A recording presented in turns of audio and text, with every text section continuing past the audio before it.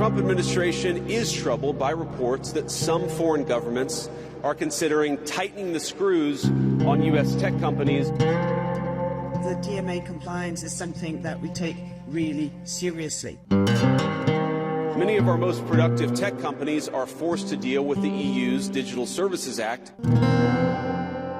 What they're doing to us in other countries is terrible.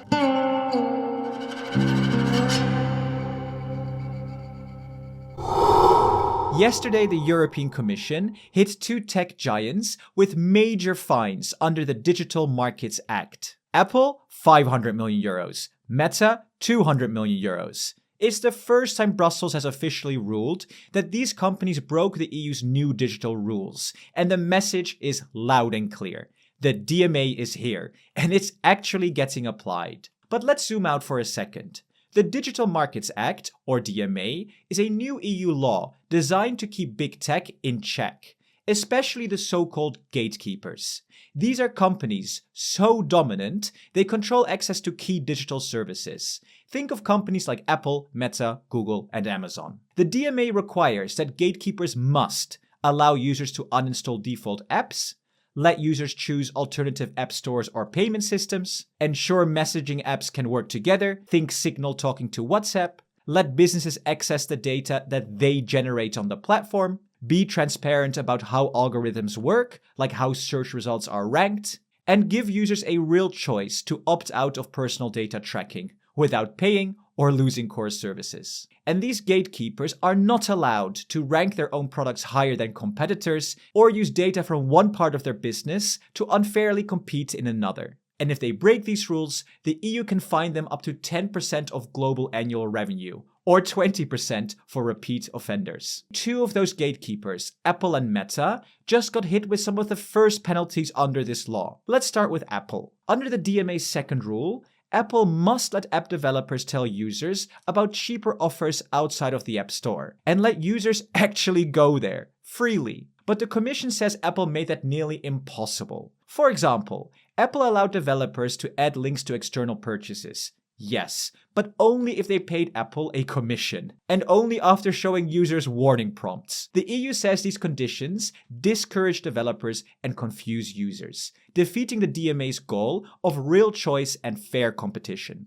So yeah, therefore the 500 million euro fine. Next up we have Meta. Under the DMA's sixth rule, gatekeepers have to offer users a real choice when it comes to how their personal data is used, especially across different services. Instead, Meta introduced a model where EU users had just two options.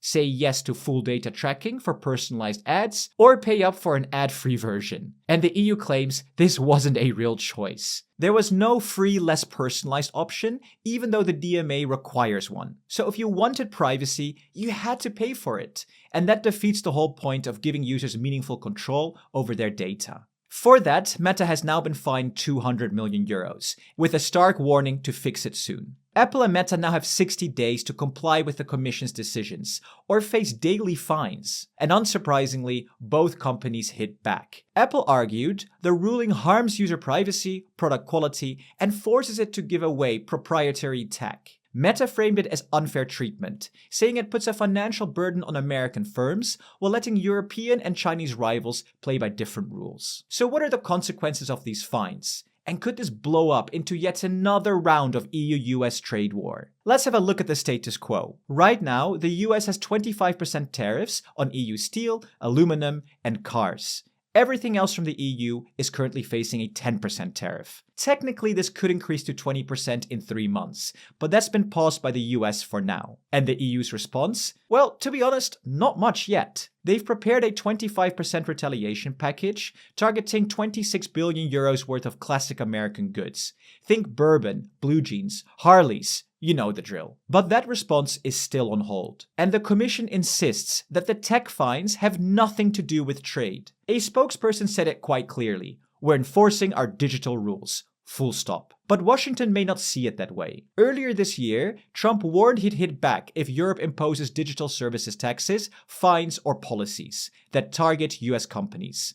So yes, things could definitely escalate. Trump could reinstate the 20% tariff, and the EU could unpause its 26 billion euro retaliation. But for now, we'll have to wait and see. Here's what I think. The fines, 500 million euros for Apple and 200 million euros for Meta, are well below the maximum 10% allowed under the DMA. And I think that might be deliberate. It sends a message without hopefully triggering a trade war. And also, let's be honest, Apple and Meta are also under fire in the US. Antitrust cases, court battles, data privacy investigations, and so on. This really isn't the EU versus the US, it's regulators versus big tech. And with the markets having a couple of good days, even Trump might think twice before starting with yet another tariff round. But what do you think? Is this a good EU response? Let us know in the comments. And if you want more detail of how the EU could decouple from US trade, check out this video right here. And to support us further, consider joining us on Patreon and vote on video ideas every week. Thank you so much to our presidents, Jan Schauke, Kristin, Peter, AGVD, BJ, Unite Europe, Stefan, and Mr. Probot. See you in the next video.